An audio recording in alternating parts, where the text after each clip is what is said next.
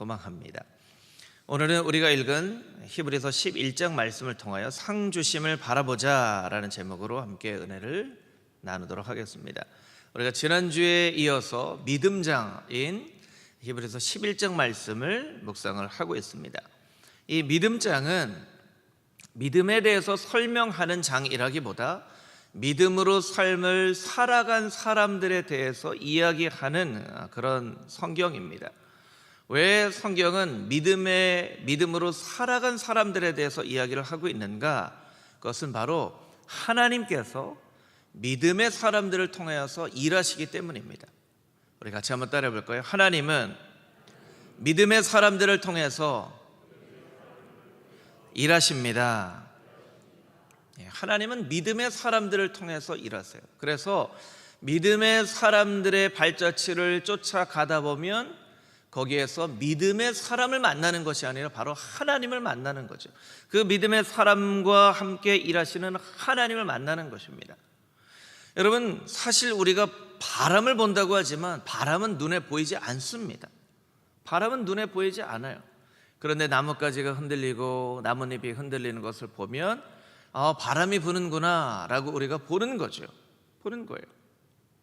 믿음의 사람들을 바라보면 눈에 보이지 않는 하나님을 바라볼 수 있는 것은 마치 나뭇가지의 흔들림을 통하여서 바람을 보는 것과 마찬가지입니다. 그래서 우리가 바람이 있는 것을 아는 것은 사실을 아는 것이 아니라 나뭇가지의 흔들림을 통해서 여기에 바람이 있구나라고 믿는 것입니다. 그와 같은 이치인 것이죠. 오늘도 믿음의 사람들, 이 히브리서 11장에 나와 있는 믿음의 사람들을 통하여서 믿음의 사람들과 일하시는 하나님, 어떠한 하나님이신가, 그 하나님의 성품을 배워보는 귀하고 복된 시간 되기를 소망합니다. 우리가 읽은 말씀 가운데 8절부터 12절까지 있는 말씀, 우리 한 목소리로 큰 소리로 읽겠습니다. 시작.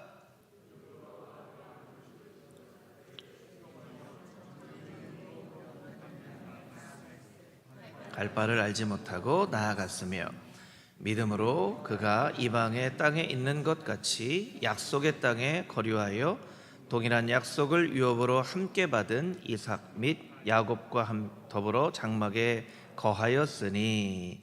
아멘. 믿음의 사람은 어떤 사람인가? 믿음의 사람은 갈 바를 알지 못하고 나아가는 사람입니다. 이것도 같이 한번 따라해 보겠습니다. 믿음의 사람은 갈 바를 알지 못하고 나아가는 사람입니다. 우리가 보통 아브라함을 믿음의 조상이라고 하죠. 이것은 로마서 4장 11절 말씀에 그렇게 쓰여져 있기 때문입니다. 로마서 4장 11절 말씀 우리 자막으로 함께 읽어보겠습니다. 시작. 그가 할례의 표를 받은 것은 무할례 시에 믿음으로 된 의를 인친 것이니 이는 무할례자로서 믿는 모든 자의 조상이 되어 그들도 의로 여기심을 얻게 하려 하심이라. 아멘. 무할례자로서 아브라함은 믿는 모든 자의 조상이 되었다. 여러분, 로마서가 그냥 모든 믿는 자의 조상이 되었다라고 얘기하지 않고 꼭 집어서 무할례자로서 믿는 자의 조상이 되었다라고 이야기하는 것은 우리의 믿음이 할례를 받느냐 할례를 받지 않느냐에 따라서 결정되어지는 것이 아니라는 그런 의미이죠. 아브라함은 믿음의 조상이라고 일컬음을 받는 사람입니다. 여러분, 조상이라는 것, 우리가 생각하는 조상과요, 요새 우리 젊은 우리 중고등학생들, 청년들이 조상이라고 하는 것의 의미가 좀 달라요. 요새 이제 아이들이 조상님 이렇게 얘기를 하는 경우가 있거든요. 어떤 아이돌 가수가 아이돌계의 조상님이라고 얘기를 합니다. 그 무슨 의미인가? 최고로 잘하는 사람이라는 거예요. 어떤 게임을 잘하는 프로게이머가 게이머의 조상 같은 사람이다. 이거 굉장히 잘하는, 예전부터 시작했을 뿐만 아니라 최고로 잘하는 사람이라는 거예요. 그러니까 믿음의 조상이라는 것, 우리는 기성세대는 믿음의 조상 아브라함이 그렇게 예전부터 잘 믿었구나 라고 이해하지만 우리 젊은 세대한테 아브라함이 믿음의 조상이야 그러면 이 아이들이 훨씬 더 우리보다 더 그 의미를 잘 받아들여요. 그래요? 그럼 아브라함의 믿음이 좋다는 거군요. 이렇게 받아들인다는 거예요. 그럼 믿음의 조상이라는 것은 그냥 믿음이 아브라함으로부터 시작되었다는 것이 아니라 아브라함의 믿음이 참 훌륭하다는 거예요. 최고의 믿음을 가지고 있었다라는 거예요. 그런데 본문의 말씀에 보면 그 아브라함, 최고의 믿음을 가지고 있었던 아브라함에 대해서 어떻게 설명을 하고 있냐면 갈 바를 알지 못하고 나아갔다라고 이야기를 하고 있어요. 여러분, 우리에게 너무나도 익숙한 말입니다. 갈 바를 알지 못하고 나아갔다. 그런데 갈 바를 알지 못하고 나아갔다는 그 의미는 어떤 의미인가? 어떤 의미인가를 우리가 좀 더 깊이 묵상을 해봐야 되겠죠. 이 갈 바를 알지 못하고 나아갔다는 의미는 미래에 대한 불안과 염려와 고민 등의 모든 그런 감정들을 믿음의 등에 싣고 길을 떠나갔다라는 의미입니다. 잘 한번 생각해 보세요. 갈 바를 알지 못하고 나아갔다는 것은 불안이 없었다는 의미가 아닙니다. 염려가 없었다는 의미가 아닙니다. 고민이 되지 않았다는 것이 아니에요. 내면적인 갈등이 없었다는 것은 아니에요. 하나님께서 아브라함에게만 특별한 마음을 주셔서 아브라함은 아무 갈등도 고민도 불안도 염려도 없이 그냥 그 믿음의 길을 걸어갔다, 이런 의미가 아니에요. 아브라함도 우리와 동일하게 불안하였고 염려가 있었고 고민이 있었고 갈등이 있었지만 그 모든 것들을 믿음이라는 등에 싣고 그 인생의 길을 걸어갔다라는 거예요. 여러분, 우리의 삶 가운데 가장 불안한 것은 바로 믿음이지, 미래예요. 미래. 왜 미래입니까? 미래는 알지 못하기 때문이죠. 우리가 알지 못하는 것에 대해서는 불안한 마음이 들기 때문이죠. 그래서 예수님 믿지 않는 사람들은 미래가 불안해서 막 점을 봅니다. 또 부적을 갖습니다. 어떻게 되겠습니까? 이렇게 물어봅니다. 그 작은 공간에 정말 너무나도 우울한 표정을 가지고 있는 점을 보는 사람에게 가서 내 인생이 어떻게 되겠습니까? 라고 물어봐요. 얼마나 불안하면. 저는 참 너무나 이해가 안 되는 게 그 사람이 나한테 물어봐야 될 것 같은데 그렇잖아요. 여러분, 그 작은 곳에서 너무나 그냥 행복하지 않은 표정으로 앉아있는 사람한테 가서 내 인생이 어떻게 되겠습니까? 물어봐요. 얼마나 불안하면. 이 부적을 쓰면 미래에 대한 그런 이 잘못된 것을 막을 수 있습니다. 부적을 좀 써주시죠. 이게 사람들의 생각이 얼마나 불안하면 이렇게 살겠냐 하는 거예요. 그런데 여러분, 만약 반대로 미래에 대해서 너무나도 정확한 어떤 그림을 우리에게 보여주신다면 우리는 불안해하지 않고 염려하지 않고 평안하게 행복하게 그 길을 걸어갈 수 있을까요? 한번 생각해 볼 필요가 있다는 거예요. 제가 지난주에도 말씀드렸지만 믿음에 있어서 가장 중요한 것은 대상을 아는 것, 믿음의 대상입니다. 믿음의 대상은 하나님이 되시죠. 자막을 좀 보여주시면 좋을 것 같아요. 어떤 대상을 믿는 것인가 하는 것이죠. 두 번째, 그 믿음에 대한 근거가 무엇인가. 근거 없이 믿는 믿음을 맹목적인 믿음이라고 하죠. 믿음에 대한 근거가 있어야 돼요. 신앙은 말씀을 근거로 하나님을 믿는 것이죠. 세 번째, 굉장히 중요한 것입니다. 그 믿음에 삶을 걸고 따라갈 수 있는가. 삶을 걸고 따라갈 수 있는가. 이것은 순종의 문제입니다. 대상의 문제, 근거의 문제, 순종의 문제. 그래서 우리는 하나님을 믿습니다. 말씀을 근거로 하나님을 믿습니다. 그런데 그 하나님을 말씀을 근거로 믿어도 그 하나님을 따라갈 수 있는가? 이것은 또 다른 문제라는 거예요. 여러분, 한번 이런 비유를 한번 들어볼까요? 우리 금호중앙교회 주변에 어떤 땅이 있어요. 땅이 있는데 이 땅이 한 3, 4개월만 지나가면 몇 배로 뛰어오른다는 어떤 그런 정보를 들었어요. 그런데 그 정보가 정말 100% 신뢰할 만한 100% 신뢰할 만한 정보예요. 그러면 여러분은 그 땅을 사시겠습니까? 어떤 주식이 있는데요, 이 주식이 한 3일 뒤면 한 10배로 오른다는 그런 정보를 들었어요. 이것은 너무나도 틀림이 없는 분명한 정보예요. 그러면 여러분 그 주식을 사시겠어요? 아마 사는 분도 있고 사지 않는 분도 있으실 거예요. 여러분, 분명한 지식이 있어도 그것을 따라가는 사람이 있고 따라가지 않는 사람이 있어요. 왜냐하면 아무리 분명한 정보라 하더라도 그것이 안전을 보장하지 않기 때문에 그렇습니다. 혹시나 잘못되면 어떻게 해? 아예 100% 맞는 정보라니까. 그래도 모르잖아. 100% 맞는다는데 왜 그래? 그래도 어떻게 알아? 미래는 모르는 거야. 미래는 모르는 거야. 잘못되면 어떻게? 이 사람 모르는 얘기야. 투자는 안전하게 해야지. 이런 생각들을 우리가 가지고 있다는 거예요. 우리는 미래에 어떤 안정된 안전한 방법, 그런 것들을 쫓고 싶은 마음이 있기 때문에 그래요. 여러분 헬렌 켈러 다 아시죠? 헬렌 켈러에 대해서 설명드릴 필요는 없을 것 같은데요. 헬렌 켈러가 이런 이야기를 남겼습니다. 안전하다는 것은 대체로 우상과 같다. 본질적으로 안전은 존재하지 않으며 인간의 후손들은 모두 안전을 경험하지 못한다.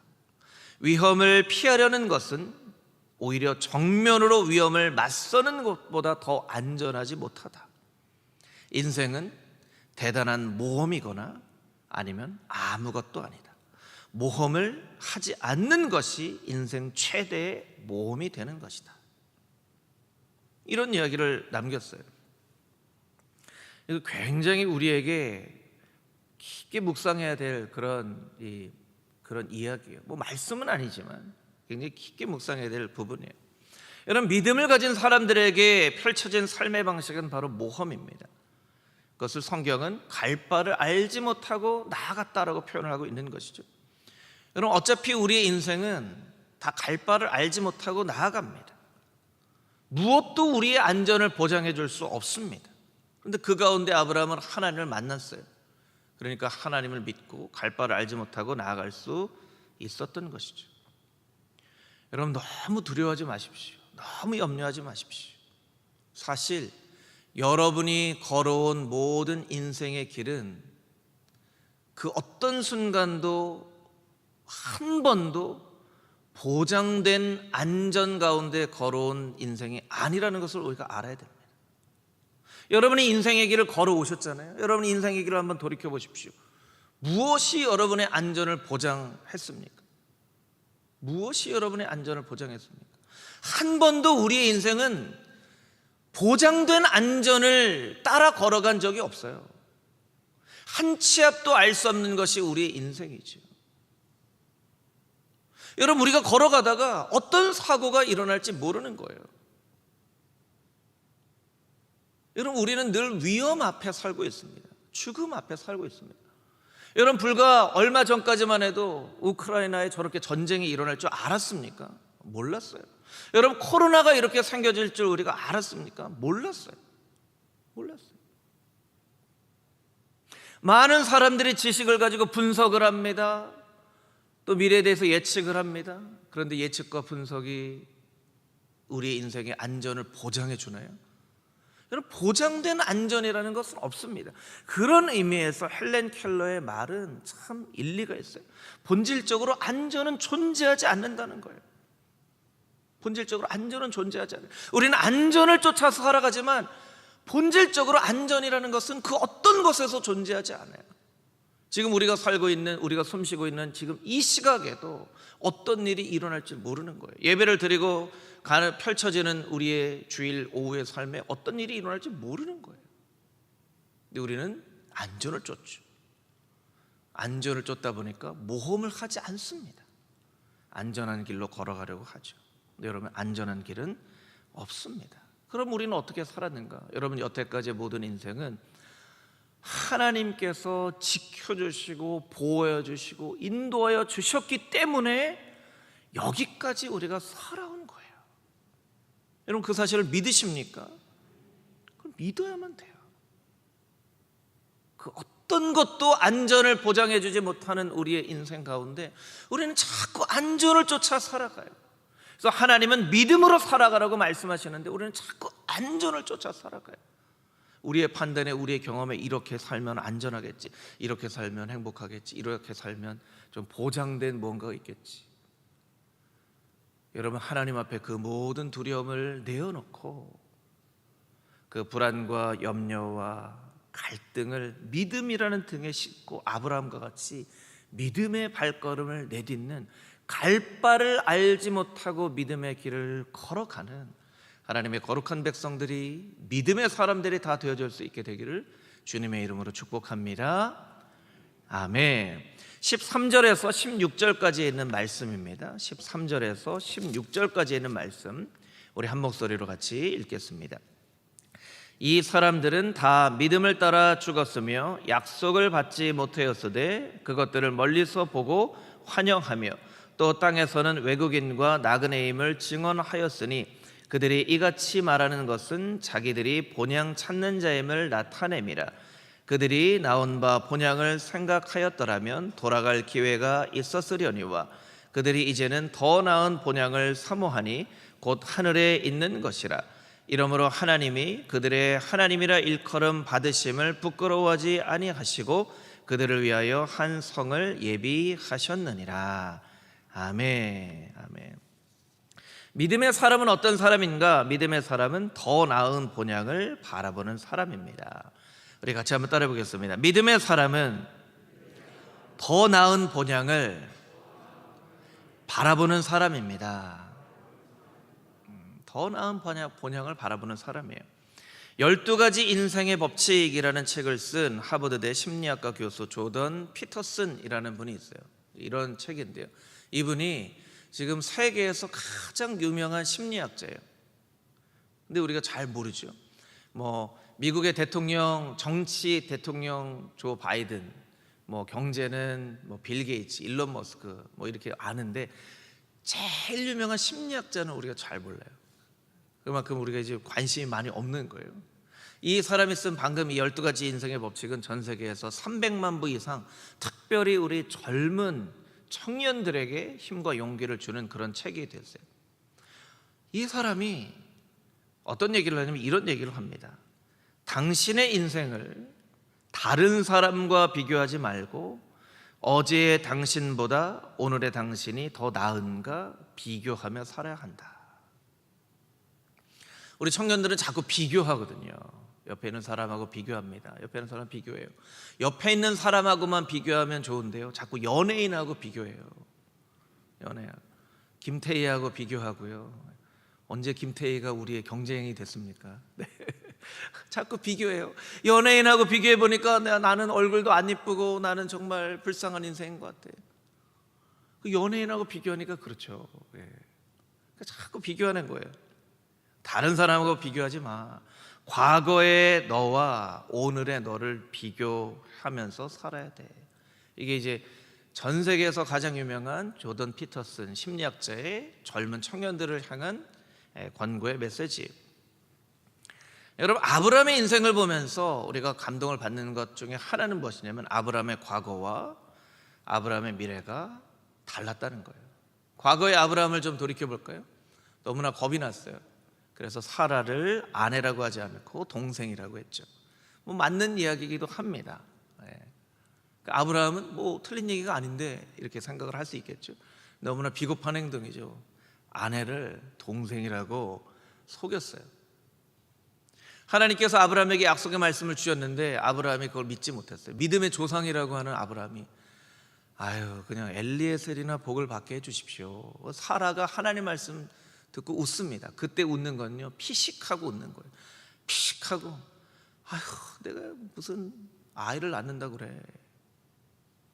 그랬던 아브라함이 이삭을 하나님 앞에 바치는 그런 믿음의 결단을 할 만큼의 믿음의 사람으로 비포 앤 애프터가 달라졌다는 거예요. 과거의 아브라함의 모습과 믿음의 아브라함의 미래의 모습이 달라졌다는 거예요. 그런데 이 아브라함에 대해서, 이런 믿음의 사람 아브라함에 대해서 오늘 성경이 설명하는 것이 굉장히 조금 언뜻 이해가 잘 안 돼요. 13절 말씀 자막으로 한번 보여주시면, 이 사람들은 다 믿음을 따라 죽었으며, 이 말씀은 믿음을 따라 죽었으며 라고 기록되어지기보다 믿음 때문에 상을 받았으며, 믿음 때문에 행복해졌으며, 믿음 때문에 멋진 인생을 살았으며 이렇게 되어야만 하는 거예요. 믿음을 따라 죽었다는 거예요. 여러분, 세상 사람들 뭐라고 얘기합니까? 죽으면 다 끝이라고 얘기해요. 죽으면 다 끝이다. 그렇게 고생하더니 이렇게 죽으면 어떡해?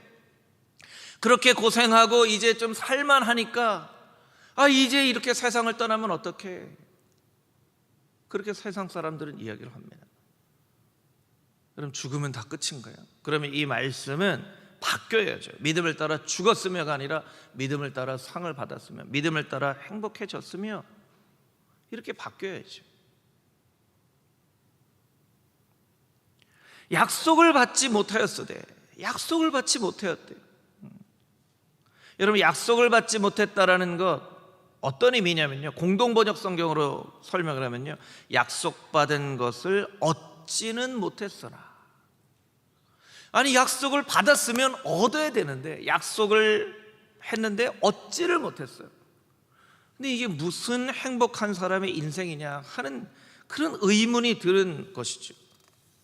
근데 왜 약속을, 믿음을 따라 죽은 인생이 행복한 인생이 되고 약속을 얻지 못한 인생이 행복한 인생이 되었는가? 왜 아브라함은 잘 못 산 사람이 아니라 잘 사는 사람이라고 이야기를 하고 있는가?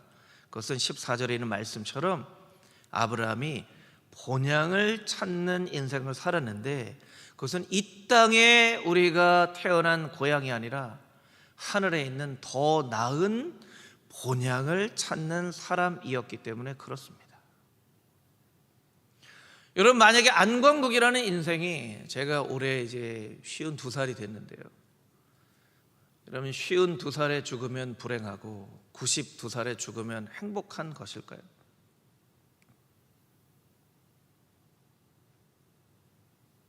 병에 걸리거나 사고가 나서 죽으면 불행한 인생이고, 그냥 자연사를 하면 행복한 인생인가요? 이것은 세상의 관점입니다. 우리가 세상에 살다 보니까 이런 관점이 자꾸 우리 안에 있어요. 여러분, 52살에 죽으면 불행하고 92살에 죽으면 행복한 것이 아니라 더 나은 본향에 대한 믿음과 소망이 있으면 52살에 죽건 42살에 죽건 32살에 죽건 이 사람의 인생은 행복한 인생이라고 말할 수 있는 거예요. 여러분, 이 땅에 와서 복음을 전한 선교사님들의 묘비가 있는 양화진에 가보면요, 다 나이 들어서 장수하고 죽은 사람들이 없어요. 그러면 그 사람들을 묘지를 만들어서 기념을 하는 것은 이 사람들이 살아온 인생이 불쌍하기 때문에 기념을 하는 것입니까? 아니에요. 그 사람들은 때로 젊은 나이에 혹은 아주 어린 나이에 아기일 때 죽은 그런 선교사와 선교사의 자녀들도 있지만, 그 가운데 보면 나는 나에게 100개의 목숨이 있다면 이 100개의 목숨을 다 조선 땅을 위해서 바치겠노라. 이 사람은 그 어떤 사람보다도 행복한 삶을 살았구나.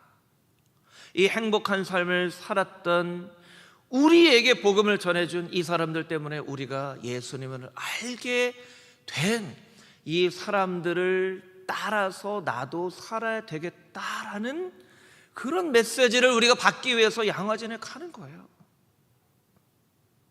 만약에 우리가 그 양화진에 한국 땅을 위해서 목숨을 바친 선교사님들의 묘지를 보면서 아이고 너무 불쌍하다, 이 아기는, 선교사님 아기는 1살 때 죽었네, 3살 때 죽었네, 이 사람은 10몇 살에 죽었네, 20몇 살에 죽었네, 이 꽃다운 청초를 바쳤네, 너무나 불쌍하다라고만 끝난다면 양화진 묘지는 없어지는 게 더 낫습니다. 그것이 주는 메시지가 아니기 때문에 그래요. 이 사람들은 과연 어떤 천국에 대한 소망이 있길래 부귀영화를 다 버리고 젊은 나이에 복음을 알지 못하는 사람들에게 복음을 전하고자 하는 마음을 가지고 이 땅 가운데 와서 저 젊은 나이에 순교한 것일까? 이 사람들이 목숨을 바치게 한 그 신앙의 고백은 무엇일까? 라는 것을 배우기 위해서, 가르치기 위해서 양화진 묘지를 만든 거예요.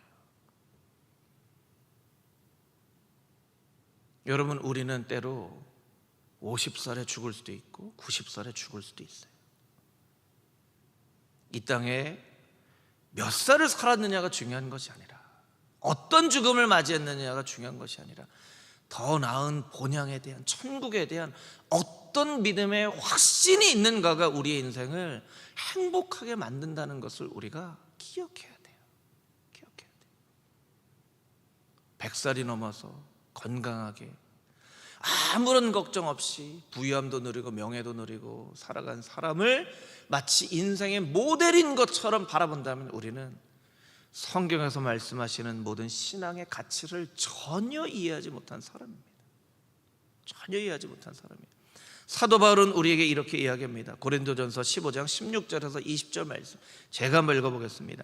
만일 죽은 자가 다시 살아나는 일이 없으면 그리스도도 다시 살아나신 일이 없을 터이요 그리스도께서 다시 살아나신 일이 없다면 너희의 믿음도 헛되고 너희가 여전히 죄 가운데 있을 것이요 또한 그리스도 안에서 잠자는 자도 망하였으리니 만일 그리스도 안에서 우리가 바라는 것이 다만 이 세상의 삶뿐이면 모든 사람 가운데 우리가 더욱 불쌍한 자이리라.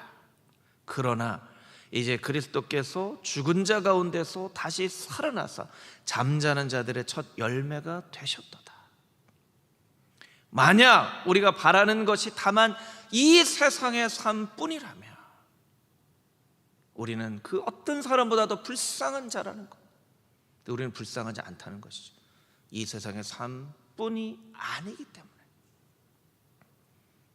여러분, 이 세상의 삶은 전부가 아닙니다. 그러나 우리는 이 세상에 발을 딛고 살아가기 때문에 마치 이 세상의 삶이 전부인 것처럼 착각을 하면서 살아가게 되는 거예요. 아브라함은 믿음을 따라 죽었습니다. 약속한 것을 받지는 못했습니다. 이 세상에서. 그러나 더 나은 본향 천국에서 아브라함은 하나님께 큰 상급을 받고 믿음을 따라 죽었지만 그 죽음은 아브라함의 끝이 아니라 영원한 생명에 대한 또 다른 시작이었음을 기억하면서 우리도 아브라함처럼 믿음을 따라 죽어 이 땅 가운데 약속한 것을 받지는 못할지라도 더 나은 본향을 바라보며 살아갈 수 있는 믿음의 사람들이 다 되시기를 주님의 이름으로 축복합니다. 아멘. 우리 마지막으로 23절에서 26절까지 있는 말씀을 같이 한번 읽어보겠습니다. 23절에서 26절까지의 말씀입니다. 시작. 믿음으로 모세가 났을 때에 그 부모가 아름다운 아이임을 보고 석 달 동안 숨겨 왕의 명령을 무서워하지 아니하였으며 믿음으로 모세는 장성하여 바로의 공주의 아들이라 칭함받기를 거절하고 도리어 하나님의 백성과 함께 고난받기를 잠시 죄악의 낙을 누리는 것보다 더 좋아하고 그리스도를 위하여 받는 수모를 애굽의 모든 보화보다 더 큰 재물로 여겼으니 이는 상 주심을 바라봄이라. 아멘.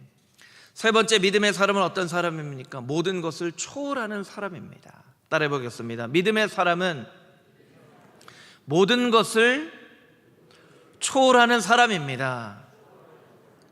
이 초월이라는 말을 쓸까 말까 고민을 많이 했어요. 왜냐하면 초월이라는 말이 너무나 신비적인 의미로 우리에게 다가오기 때문에. 초월이라는 것은요, 신비적인 게 아니라 뛰어넘는다는 거죠. 뛰어넘는다는 것.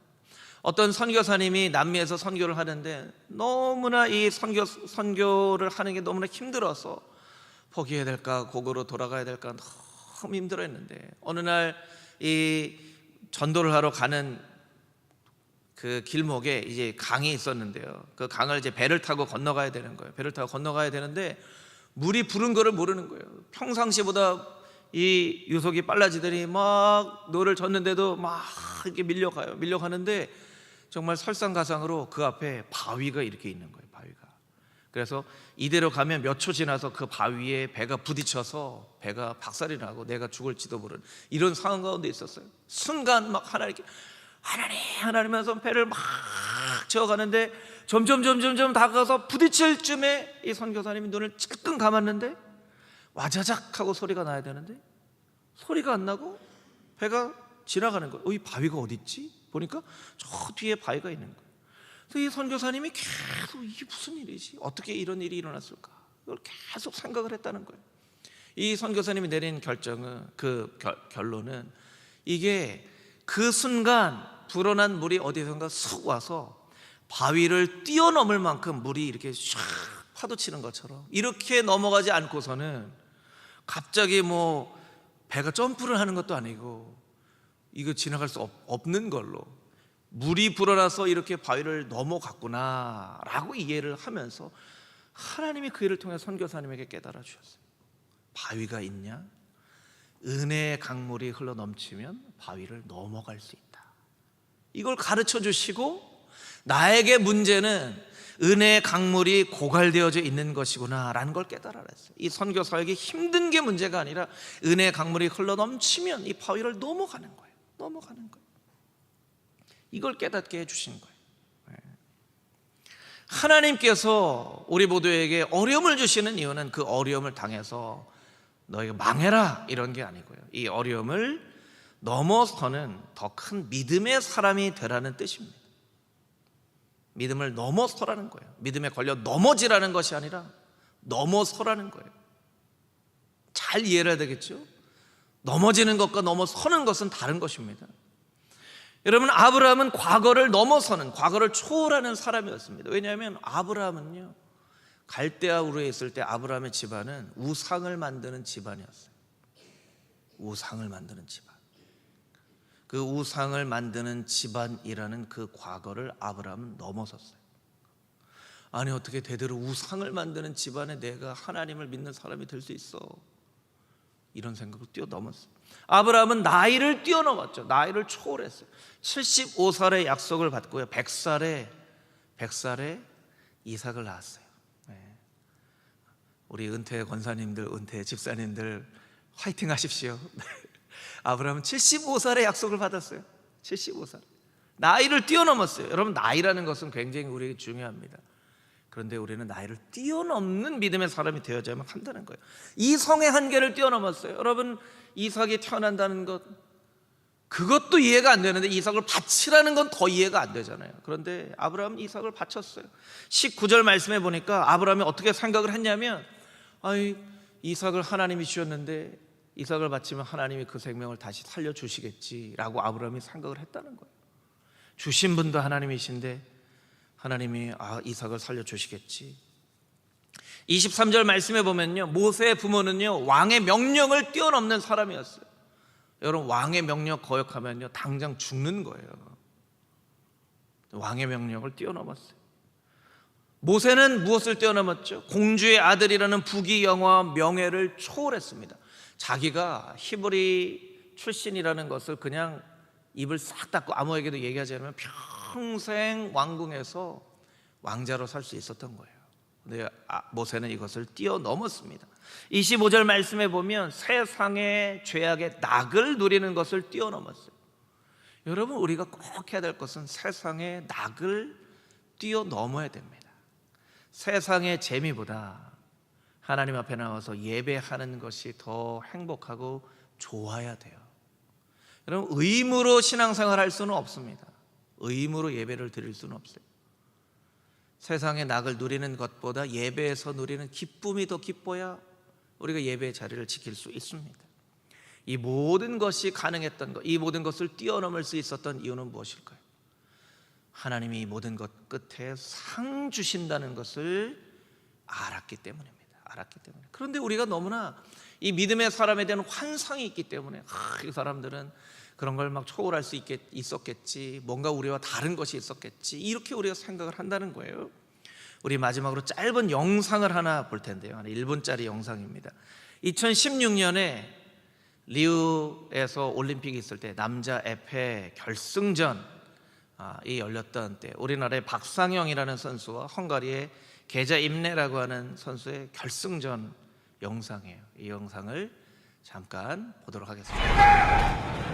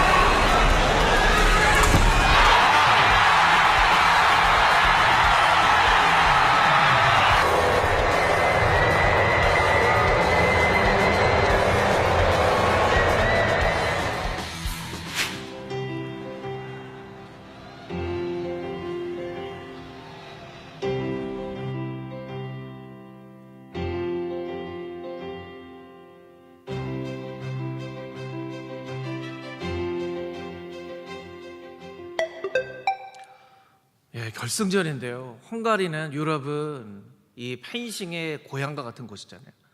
13대 9였어요. 이 사람은 2점만 받으면 금메달을 따는 거예요. 박사영 선수는요 6점을 따야 돼요. 결승전에서. 근데 누가 할 수 있다 하는 거예요. 이 사람이 그 얘기를 듣고 입으로 할 수 있다, 난 할 수 있다, 난 할 수 있다, 난 할 수 있다 하면서 한 점을 따라갑니다. 한 점 따라갑니다. 이 사람이 한 점을 또 땄어요. 14대 11, 14대 12, 14대 14, 14대 결국에는 금메달을 따잖아요. 할 수 있다, 할 수 있다. 네. 여러분, 이 모세와 아브라함과 사라와 이 믿음의 사람들은요 무언가 초월적인 어떤 능력을 하나님께 받았기 때문에 이런 삶을 살았던 게 아니에요. 순간순간 우리가 똑같은 삶을 살았어요. 그런데 이 사람들에게 있어서 하나님의 음성을 들을 수 있었던 거예요. 하나님이 이 사람들을 향하여 할 수 있어, 아브라함은 할 수 있어, 모세는 할 수 있어. 그 얘기를 듣고 아브라함과 모세가 그래, 난 할 수 있어, 난 할 수 있어, 난 할 수 있어 라고 생각하고 그 믿음의 길을 걸어간 거예요. 우리는 생각합니다. 이 사람들은 뭔가 특별한 사람이겠지. 특별한 사람 아닙니다. 우리가 똑같은 사람입니다. 이 사람들에게 있었던 특별한 점 하나는 하나님이 하시는 말씀. 넌 할 수 있어, 넌 할 수 있어, 넌 할 수 있어, 넌 할 수 있어. 그 이야기를 듣느냐 듣지 못하느냐. 그리고 그 이야기를 듣고 그래, 난 할 수 있어, 난 할 수 있어, 난 할 수 있어 라고 스스로에게 이야기를 하고 믿음의 발걸음을 내딛는가 못 내딛는가에 차이가 있다는 거예요. 오늘도 하나님께서 여러분 말씀하십니다. 딸아, 할 수 있어, 할 수 있어. 그래, 난 할 수 있어, 난 할 수 있어. 아들아, 넌 할 수 있어. 예, 하나님, 저 할 수 있습니다, 할 수 있습니다 라고 그 믿음의 길을 걸어가야만 되는 거예요. 금호 중앙교회를 향하여 하나님 말씀하시는 거예요. 금호 중앙교회 힘내, 할 수 있어. 예배 가운데 하나님 할 수 있습니다, 할 수 있습니다. 그렇게 고백하며 나아갈 때 우리는 믿음의 이런 위대한 사람들과 똑같은 길을 걸어갈 수 있는 것입니다. 빌립보서 4장 13절 말씀에 우리가 너무나도 잘 아는 말씀. 내게 능력 주시는 자 안에서 내가 모든 것을 할 수 있느니라. 내게 능력 주시는 자 안에서 내가 모든 것을 할 수 있느니라. 이것이 이번 주에 여러분이 붙잡고 나아갈 수 있는 거룩한 생명의 말씀이 되어질 수 있게 되기를 주님의 이름으로 축복합니다. 기도하겠습니다. 하나님, 믿음의 사람들은 어떻게 믿음의 길을 걸었습니까? 이 사람들에게 뭔가 특별한 능력을 하나님께서 주셨기 때문에 이들이 믿음의 길을 걸어간 것이 아니라 하나님께서 이들을 향하여 너는 할 수 있어, 아들아 딸아 할 수 있어, 할 수 있어 라고 말씀하시는 음성을 듣고 예, 하나님 할 수 있습니다, 할 수 있습니다. 나는 나이를 넘어설 수 있습니다. 나는 왕의 명령을 넘어설 수 있습니다. 나는 과거의 모든 우상을 만든 집안 출신의 사람이라는 것을 뛰어넘을 수 있습니다. 나는 세상의 낙을 뛰어넘을 수 있습니다. 주님 앞에 고백하며 살았기 때문에 불안과 염려와 걱정과 갈등이 있었지만 그것을 믿음이라는 등에 싣고 한 걸음 한 걸음 하나님을 바라보면서 나아갔기 때문에 이런 믿음의 걸음을 걸을 수 있었던 것을 기억하게 하여 주시고 우리도 그 믿음의 길을 걸어갈 수 있는, 내게 능력 주시는 자 안에서 모든 것을 할 수 있다는 고백으로 한 주간의 삶을 살아낼 수 있는 하나님의 거룩한 백성들 다 되게 하여 주시옵소서. 살아계신 예수 그리스도의 거룩하신 이름으로 기도합니다. 아멘.